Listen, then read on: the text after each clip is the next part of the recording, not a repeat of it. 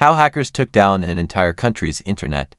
In today's world, the internet is more than just a luxury, it's a necessity. It powers our businesses, connects us to loved ones, and serves as the backbone of entire nations. But what if, in the blink of an eye, an entire country went offline?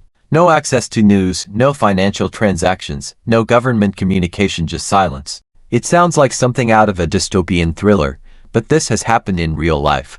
Cybercriminals, rogue nation-states, and hacktivist groups have demonstrated time and time again that the digital world is vulnerable. Some of the most infamous cyber attacks in history have shown just how fragile even the most advanced infrastructures can be.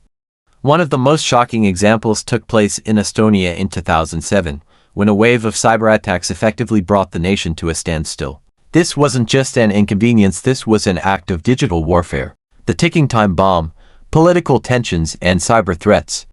To understand how it all began, we need to look at the geopolitical context. In April 2007, the Estonian government made the controversial decision to relocate a Soviet-era war memorial known as the Bronze Soldier from the capital city of Tallinn. The decision ignited tensions between Estonia and Russia, angering Russian-speaking communities and drawing criticism from the Kremlin.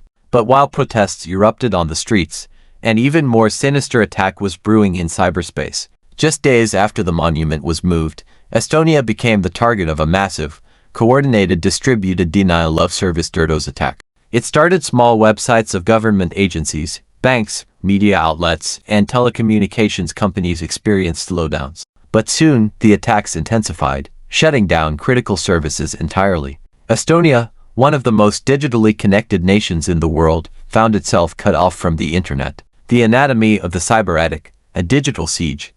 The attacks weren't just random, this was a carefully orchestrated cyber onslaught. Hackers deployed a DDoS attack, flooding Estonian servers with an overwhelming amount of traffic until they crashed. The attacks were relentless, coming in waves, each more powerful than the last. Government websites went dark, officials couldn't communicate vital information to the public. Banks were forced to shut down online services, preventing transactions and leaving businesses in limbo. Media outlets were crippled, preventing people from accessing news updates. The emergency response system struggled to function, raising concerns about public safety. What made this attack particularly terrifying was its precision. The hackers knew exactly which systems to target, crippling Estonia's ability to function as a modern society. Government officials scrambled to mitigate the damage, but with limited experience in handling such a large-scale cyber attack, they were left grasping at straws. Who was behind the attack? As Estonia reeled from the devastation, one question loomed large. Who did this? Suspicion immediately fell on Russia. The scale, sophistication, and timing of the attack all pointed to a politically motivated cyber assault. However, direct evidence linking the Kremlin to the attack was never officially confirmed. Instead, the attack was traced to Russian hacktivists, patriotic cybercriminals who may have had state backing. Anonymous online forums and Russian-language chat groups were flooded with discussions about the attack, with some even claiming responsibility. A group called Nashi, a pro-Kremlin youth organization, was suspected of coordinating the effort, but the lack of definitive proof allowed Russia to deny involvement. What made this attack particularly alarming was that it wasn't carried out using advanced cyber weapons or state-sponsored malware.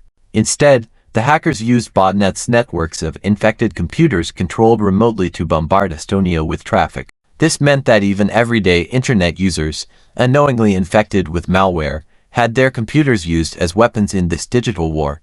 The fallout: a nation forced to reinvent cybersecurity. The attack lasted for 3 weeks, forcing Estonia to rethink its approach to cybersecurity. The government responded by implementing some of the world's most advanced cyber defense systems. Estonia became a pioneer in cybersecurity, creating the NATO Cooperative Cyber Defense Center of Excellence (CCDCOE) in Tallinn, established to study and combat cyber threats. A nationwide cybersecurity strategy, requiring government and private institutions to fortify their digital infrastructures. A resilient e-governance system, incorporating blockchain technology and decentralization to prevent similar attacks in the future. The attack on Estonia was a wake-up call to the world. It exposed how a nation's critical infrastructure could be dismantled not with bombs, but with keystrokes. It proved that cyber warfare was no longer a theoretical threat, it was a reality.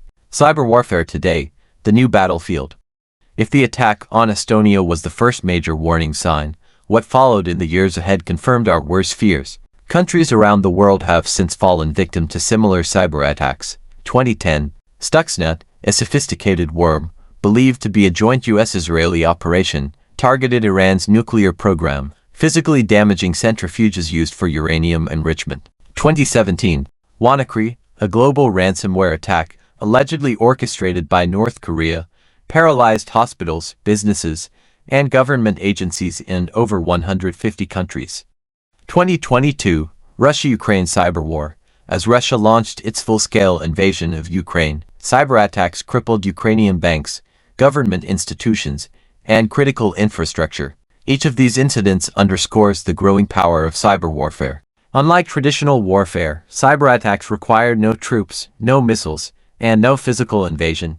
Instead, they rely on exploiting vulnerabilities in digital networks to wreak havoc on a massive scale. Could it happen again? The frightening truth is that it's not a question of if, but when.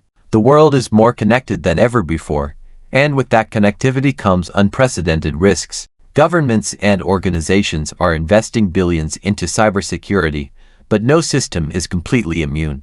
Hackers are constantly evolving, developing new methods to bypass security measures. A single vulnerability, a weak password, an outdated system, a careless click on a phishing email can be the entry point for a devastating attack. What happened in Estonia was just the beginning. The digital age has brought us incredible convenience, but with it, a terrifying new form of warfare, one that doesn't require an army, just a laptop and an internet connection. The question we must ask ourselves is this: are we truly prepared for the next attack?